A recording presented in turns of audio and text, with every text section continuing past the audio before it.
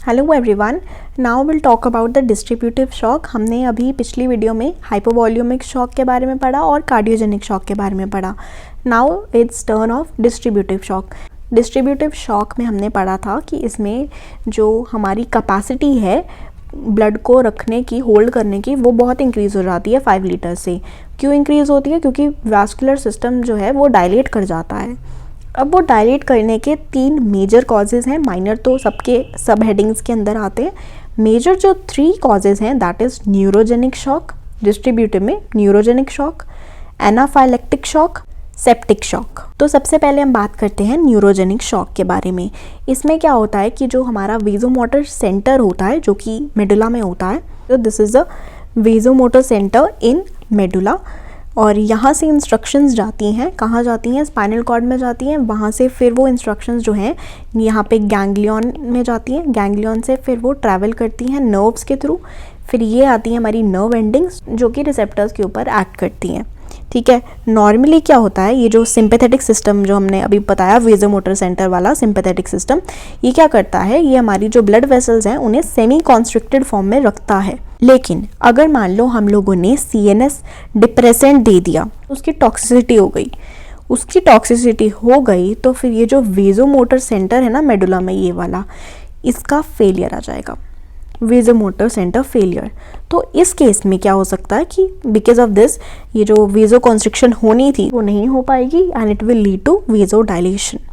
या फिर क्या रीज़न हो सकता है कि ये जो रिसेप्टर्स हैं इसे हम लोग ब्लॉक कर दें, मेनली अल्फा 1 रिसेप्टर्स हैं, इनको हम लोग ब्लॉक कर दें, जैसे कि प्राजोसिन दे दें। वेजो कॉन्स्ट्रिक्शन नहीं होगी तो वेजो डायलेशन हो जाएगी। या क्या रीज़न हो सकता है कि मेनिंगोकोकस है, इसकी वजह से क्या होता है कि जो एड्रिनल ग्लैंड है ना, एड्रिनल, उसकी कॉर्टेक्स को ये इनहिबिट करता है। उसकी वजह से क्या होगा कि एड्रिनल वगैरह की जो सिक्रीशन है वो डिक्रीज़ हो जाएगी। अब उसकी सिक्रीशन डिक्रीज़ हो गई क्योंकि एड्रिनल वगैरह क्या करते थे, ये लोग वेजो कॉन्स्ट्रिक्शन करते थे, तो अब ये रिलीज़ नहीं होगा तो हमारे अंदर वेजो कॉन्स्ट्रिक्शन भी कम हो जाएगी। तो यही कुछ रीजंस हैं, जैसे कि वेजोमोटर का सेंटर का फेलियर होना, हमने अभी पढ़ा कि बिकॉज अगर हम लोग ज़्यादा वो दे देते हैं सीएनएस डिप्रेसेंट तो फिर वेजोमोटर सेंटर फेल हो जाता है। या फिर मेडुलरी इन्फेक्शन, क्योंकि ये जो वेजोमोटर सेंटर है वो मेडुला में ही है ना, तो मेडुलरी इन्फेक्शन होना या ट्यूमर बन जाना वहाँ पे, उसकी वजह से स्पाइनल डैमेज होना, दैट इज़ स्पाइनल शॉक, क्योंकि मेजर जो मैसेज है यहाँ से, ये जो मैसेज है यहाँ से जाना है, तो दिस इज यहाँ पे कोई डैमेज आ रहा है, स्पाइनल डैमेज या स्पाइनल शॉक, तो that will lead to neurogenic shock. या फिर गैंग्लियोनिक ब्लॉकर्स, जो गैंग्लियंस, दिस इज गैंग्लियन, तो यहाँ पे अगर ब्लॉक कर जाए, या फिर nerve ending blockers and alpha 1 receptor blockers, ये भी हम पढ़ चुके हैं। या फिर वेजोडाइलेटर ड्रग टॉक्सिसिटी, हमें हाइड्रोलाजीन जो है मेजर हमारी वेजोडाइलेटर है, इसको अगर हम लोगों ने टॉक्सिक अमाउंट्स में दे दिया तो फिर ऑब्वियसली वेजोडाइलेशन हो जाएगी, तो also that will also lead to neurogenic shock. So the second one is anaphylactic shock. Okay, anaphylactic shock में क्या होता है कि ये एक एलर्जिक रिएक्शन होती है, किसी भी एलर्जन की वजह से हो सकती है। Allergen can be a bee sting, a peanut allergy, कोई भी फूड की एलर्जी हो सकती है, पॉलन की एलर्जी, या फिर कोई भी मेडिकेशन जो आपको सूट नहीं करती, उसकी वजह से हमारी बॉडी के अंदर शॉक की कंडीशन डेवलप हो जाती है। अब ये जो एनाफिलेक्टिक शॉक है ये 2 टाइप्स का हो जाता है, इम्यूनोलॉजिक एनाफिलेक्सिस या नॉन इम्यूनोलॉजिक। जब एलर्जन आया है ना, एलर्जन आया, उसने बी सेल्स को एक्टिवेट किया, बी सेल्स ने क्या किया, एंटीबॉडीज़ बना दी। ये गामा नहीं लिखा है, ये एंटीबॉडीज़ को हम लोग इसको ऐसे ही डिनोट करते हैं, ये तो पता ही है ना हमें। तो वाई की फॉर्म में मैंने एंटीबॉडीज़ बना दी। कौन सी एंटीबॉडीज़ बनती हैं? Immunoglobulin E. Immunoglobulin E is specific for allergies, ये हम लोग को पता है।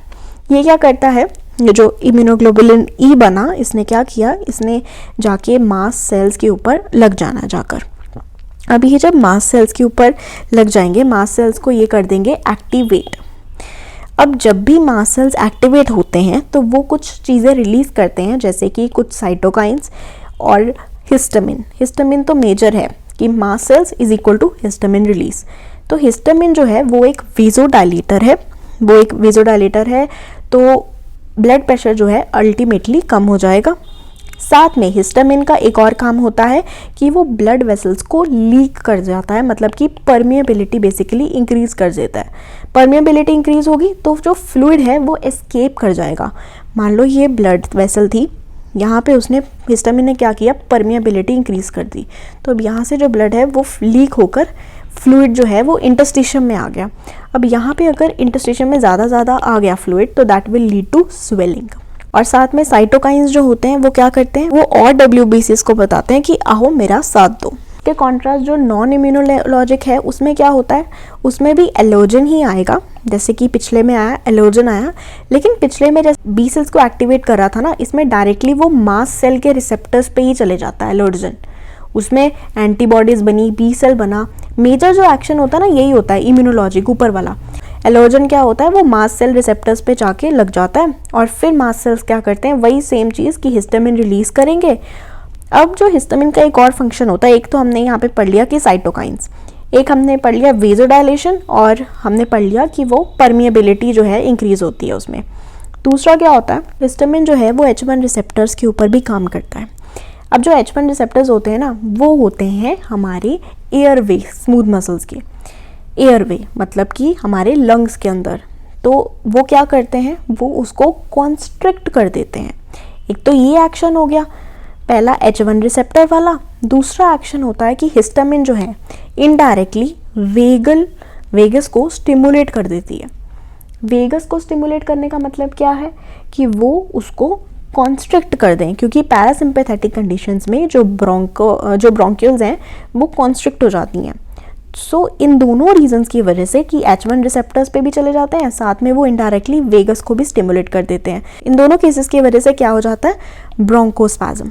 पहली प्रॉब्लम क्या आई कि जो ब्लड प्रेशर है हमारे अंदर वो कम हो गया, हाइपोटेंशन वाली कंडीशन आ गई कि ब्लड प्रेशर कम हो गया। क्यों? क्योंकि हमने बोला कि हिस्टामिन जो है वो वेजोडायलेशन करेगा, इसीलिए ब्लड प्रेशर भी कम हो गया। दूसरी चीज़ क्या हो रही है, स्वेलिंग हो रही है। क्यों? क्योंकि फ्लूइड जो है वो लीक हो रहा है, क्योंकि परमिएबिलिटी इंक्रीज हुई है। तीसरा हमने क्या देखा कि ब्रोंकोस्पैज्म हो रहा है। क्यों? क्योंकि H1 रिसेप्टर और साथ में वो इनडायरेक्टली वेगस को स्टिमुलेट कर रहा है। कौन? हिस्टामिन। स्वेलिंग जो है अब वो थ्रोट में भी हो जाती है। थ्रोट में हो जाएगी तो हमें सांस लेने में भी प्रॉब्लम आएगी, ब्रोंकोस्पैज्म में भी और स्वेलिंग में भी। तो अब अगर हमें बचाना है इस पेशेंट को, हम क्या करेंगे, पहले तो एयरवे, ये जो ब्रोंकोस्पैज्म है वो क्लियर करेंगे, ब्रीदिंग क्लियर करेंगे, तो ये जो थ्रोट के अंदर स्वेलिंग है, और साथ में सर्कुलेशन, एयरवे उसको सही करेंगे, हमारे जो गले में प्रॉब्लम आई है, ब्रीदिंग को सही करेंगे, और सर्कुलेशन को हम कैसे करेंगे, 100% ऑक्सीजन देकर। 100% ऑक्सीजन देनी है ब्रीदिंग में। साथ में हम लोग एपिनेफ्रिन दे देंगे। एपिनेफ्रिन जो होता है वो एक सिंपैथेटिक एक्शन करता है। सिंपैथेटिक एक्शन करेगा मतलब कि वो कॉन्स्ट्रिक्शन करेगा ब्लड वेसल्स की। अब एपिनेफ्रिन ब्लड वेसल्स की कॉन्स्ट्रिक्शन करता है और ब्रोंक्यूल्स की डायलेशन करता है एज वी वांट। और साथ में अगर हम एंटी हिस्टामिन्स दे दें तो भी सही रहेगा। Next one is septic shock. अब सेप्टिक शॉक में क्या होता है, ये बहुत ही सीरियस कंडीशन है ये सेप्टिक शॉक। मतलब कि 50% जो पेशेंट्स हैं वो फर्स्ट मंथ, अगर हमने इसको डायग्नोस कर लिया, फर्स्ट मंथ ऑफ डायग्नोसिस में दे विल डाई। थोड़ा सीरियस कंडीशन है। तो इसमें क्या होता है, मेजरली हम लोग इन्फेक्शन वाली कंडीशन में इसको लेके आते हैं। सेप्टिक का मतलब है इन्फेक्टिव।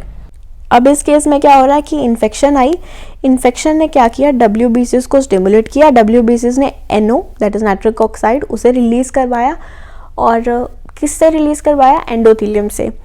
तो फिर वेजोडायलेशन हो गई और साथ में परमिएबिलिटी भी इंक्रीज कर देगा हमारा NO। ठीक है, अब ये इसने वेजोडायलेशन कर दी, परमिएबिलिटी इंक्रीज कर दी, उससे क्या हुआ, ब्लड प्रेशर कम हुआ। सेकंड, जो इन्फेक्शंस होते हैं, कोई भी बैक्टीरिया, वायरस, फंजाई, कुछ भी, वो क्या करते हैं, अगर बैक्टीरिया हो तो वो एंडोटॉक्सिन रिलीज करते हैं। एंडोटॉक्सिन्स क्या करते हैं, साइटोकाइंस रिलीज करवाएंगे। अब साइटोकाइंस वेजोडायलेशन करवाएंगे, ठीक है, और उसने वेजोडायलेशन और करवा दी तो ब्लड प्रेशर और कम हो गया। नेक्स्ट, जो इन्फेक्शियस बैक्टीरिया मान लो, वो क्या करेंगे, वो लाइटिक एंजाइम्स करेंगे, बनाएंगे। लाइटिक मतलब तोड़ने फोड़ने वाले, बर्बाद कर देने वाले। तो लाइटिक एंजाइम्स जो हैं वो जो हमारी ब्लड वेसल्स होती है ना, उन्हें डैमेज कर देते हैं। ब्लड वेसल्स अगर डैमेज हो गई है ना, जैसे क्रैक्स बढ़ गए ब्लड वेसल्स के अंदर, ऐसे थी ब्लड वेसल, अब उसके अंदर क्रैक्स पड़ गए, तो उसको जोड़ने के लिए, क्योंकि ब्लड जो है वो फिर यहाँ पे चला जाएगा, तो उसको जोड़ने के लिए क्या होता है कि थ्रोम्बस बनने शुरू हो जाते हैं। थ्रोम्बस मतलब कि कोएगुलेशन वाला जो पाथवे है वो बनना शुरू हो जाता है। तो वो पूरे की पूरी बॉडी के अंदर थ्रोम्बस बनने शुरू हो जाते हैं।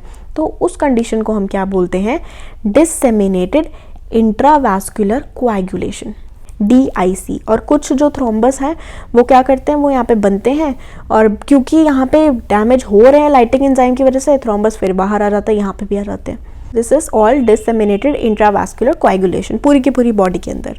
साथ में एक्यूट रेस्पिरेटरी डिस्ट्रेस सिंड्रोम। क्योंकि क्या होता है कि परमिएबिलिटी हमने बोला यहाँ पे इंक्रीज हो गई है, लंग्स हैं उसकी जो ब्लड वेसल्स हैं वहाँ से भी इंक्रीज हो गई है, वहाँ पे भी ऐसे इंटरस्टिशियम में फ्लूइड भर गया है ना। तो यहाँ पे जो ऑक्सीजन है जिसने ब्लड वेसल्स के अंदर यहाँ पे डिफ्यूजन करनी थी, अब वो नहीं आ पा रहा है सही से, क्योंकि यहाँ पे फ्लूइड बहुत बढ़ गया है, तो ऑक्सीजन यहाँ से भी नहीं आ पा रहा है। तो this will lead to acute respiratory distress syndrome. अब इसका सिम्टम क्या होता है कि ये वार्म स्किन होती है पहले तो, क्योंकि वेज़ोडाइलेशन हुई है ना, तो पहले तो वार्म स्किन होती है, उसके बाद इवेंचुअली जब हमारी कंपेंसेटरी मैकेनिज्म्स आ जाते हैं तो कूल स्किन हो जाती है। तो कूल स्किन होना कोई अच्छी बात नहीं है, ये बहुत ही बाद का स्टेज होता है सेप्टिक शॉक का। The last one is obstructive shock. ये हम लोगों ने जो 3 पढ़े ना अभी, कौन से, ये जो neurogenic shock, anaphylactic shock and septic shock, ये तीनों थे डिस्ट्रीब्यूटिव शॉक में, कि मतलब जो हमारी वैस्कुलर सिस्टम है वो डायलेट हो रही थी। नेक्स्ट आता है हमारा obstructive shock, that is the 4th one. Obstruction आने की वजह से जो कार्डियक आउटपुट है वो डिक्रीज हो जाती है। पहला जो केस है that is cardiac tamponade. Cardiac tamponade का मतलब क्या है, मान लो कि ये जैसे हार्ट है ना, अब हार्ट के अराउंड पेरिकार्डियम होता है, पेरिकार्डियम में फ्लूइड है, लेकिन अगर ये जो फ्लूइड है ये बहुत ज़्यादा इंक्रीज हो जाए यहाँ पे, तो दैट इज़ पेरिकार्डियल एफ्यूजन हो जाए, तो that will lead to cardiac tamponade. हर पेरिकार्डियल एफ्यूजन जो है वो कार्डियक टेम्पोनेट नहीं करती। इसके लिए क्या होता है कि पहली कंडीशन है कि ब्लड प्रेशर जो है वो फॉल करेगा, दूसरी कंडीशन क्या है कि जो हार्ट साउंड्स हैं वो नहीं हमें सुनेंगी, क्योंकि यहाँ पे पेरिकार्डियम बहुत ज़्यादा है, इसका जो फ्लूइड है पेरिकार्डियम का वो बहुत ज़्यादा है, तो हमें हार्ट साउंड्स नहीं सुन पाती डिस्टेंट। थर्ड जो केस है that is jugular venous pressure जो है वो इंक्रीज कर जाता है। क्यों, क्योंकि फ्लूइड है बहुत ज़्यादा एक्यूमुलेट हो गया है, तो वेंट्रिकल्स में जो ब्लड है वो बहुत ज़्यादा है, तो ऑब्वियसली एट्रियम में ज़्यादा है, क्योंकि एट्रियम से ही तो वेंट्रिकल में जाना फिर। तो एट्रियम क्या करता है, ये मान लो जैसे ये हार्ट है और यहाँ पे जुगुलर वीनस है सिस्टम सारा, तो अगर यहाँ पे वेंट्रिकल्स में से फ्लो नहीं कर रहा तो एट्रियम जो है वो ब्लड नहीं लेगा, यहाँ से जुगुलर वीनस सिस्टम से जो एट्रियम है वो ब्लड नहीं लेगा, राइट एट्रियम, तो फिर इसका जो प्रेशर है जुगुलर वीनस प्रेशर वो बहुत ज़्यादा इंक्रीज हो जाएगा, क्योंकि यहाँ पे ब्लड जो है वो स्टे करेगा, क्योंकि यहाँ पे नहीं आ रहा, तो that will lead to increase jugular venous pressure. तो 3 चीज़ें क्या हुई, ब्लड प्रेशर फॉल हुआ, जुगुलर वीनस प्रेशर इंक्रीज हुआ और हार्ट साउंड जो है वो डिस्टेंट नहीं सुनती हमें। तो ये जो 3 कंडीशंस होती हैं that is cardiac tamponade. Next जो कंडीशन है दैट इज टेंशन न्यूमोथोरिक्स।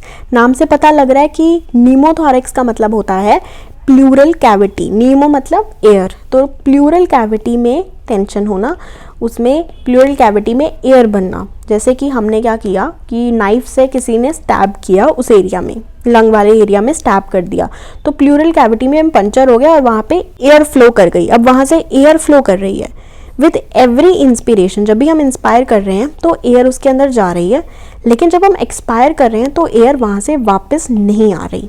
तो मतलब क्या हो रहा है कि इंस्पिरेशन में एयर जब अंदर जा रही है तो एयर अंदर बिल्ड हो रही है, उसकी वजह से क्या हो रहा है कि प्लूरल कैविटी जो है वो एक्सपैंड करने लग जाएगी। प्लूरल कैविटी है और अंदर लंग्स हैं, लंग छोटे से रह जाएंगे, प्लूरल कैविटी एक्सपैंड कर जाएगी और इवेंचुअली क्या होगा कि ये जो लंग्स हैं वो कोलैप्स कर जाएंगे। दूसरी केस क्या होगी कि यहाँ पे प्लूरल कैविटी की वजह से बहुत ज़्यादा प्रेशर पड़ेगा और लंग्स जो हैं वो दूसरी साइड को, ऑपोजिट साइड को पुश किए जाएंगे। बीच में क्या आता है, बीच में आता है हमारा हार्ट, है ना, बीच में हमारा हार्ट आता है। तो हार्ट के साथ साथ सारा प्रेशर सारा जो वीनस सिस्टम है वो भी आता है। तो जब ये जो हार्ट है ये दूसरी साइड की तरफ, ये भी हार्ट है ना, तो ये इसको भी इधर हम प्रेशर लगाएंगे। कौन प्रेशर लगा रहा है, प्लूरल कैविटी, और इधर भी उधर को प्रेशर लगा रही है। तो ये जो प्रेशर्स होंगे उसकी वजह से ये जो अंदर का वीनस सिस्टम होगा ना उसमें किंकिंग हो जाएगी। किंकिंग का मतलब है वो बेंड हो जाएगा, वीनस सिस्टम जो है वहाँ पे किंकिंग, ऐसे बेंडिंग आ जाएगी। जिसकी वजह से वीनस फ्लो कम हो जाएगा। और वीनस फ्लो जो है कहाँ पे जाता है, राइट हार्ट में जाता है, तो ये जो फ्लो है ये कम हो जाएगा and that will lead to shock. ये क्यों हो रहा है, ये ऑब्स्ट्रक्शन की वजह से हो रहा है shock. Third condition is massive pulmonary embolism, मतलब कि मान लो डीप वेन्स थी, डीप वेन्स ऑफ लेग्स, वहाँ पे जो है थ्रोम्बस बना, वहाँ से क्या हुआ, लेग से हार्ट में आया, हार्ट से क्या किया उसने, पल्मोनरी ट्रंक में चला गया। पल्मोनरी ट्रंक से उसने कहाँ जाना था, राइट एट्रियम में ब्लड ने, लेकिन पल्मोनरी ट्रंक में अब क्या हो रहा है कि यहाँ पे एम्बोलिज्म, मतलब कि ये जो मैसिव पल्मोनरी एम्बोलिज्म है वो लेग से अब हार्ट के थ्रू यहाँ पे आ चुका है, स्टक हो गया है पल्मोनरी ट्रंक में। अब राइट हार्ट में वो जा ही नहीं पा रहा, राइट हार्ट में नहीं जा रहा मतलब कि वो फ्लो को मेंटेन नहीं कर पा रहा, that will lead to obstructive shock. Next it is atrial myxoma. Atrial myxoma क्या होता है कि जब जो लेफ्ट एट्रियम है वहाँ पे ट्यूमर हो जाता है, और वो ट्यूमर क्या करेगा, वो ब्लॉक करेगा मिट्रल वॉल्व को, क्योंकि लेफ्ट की बात हो रही है ना, और लेफ्ट साइड होता है मिट्रल, तो मिट्रल वॉल्व को लेफ्ट एट्रियम का जो ट्यूमर बनता है that will block. This is atrial myxoma. So the last one is left atrial mural thrombus. So yeah, this was about types of severe shocks. If you have any query regarding this topic, you can ask. And if you like the video, please subscribe. Thank you.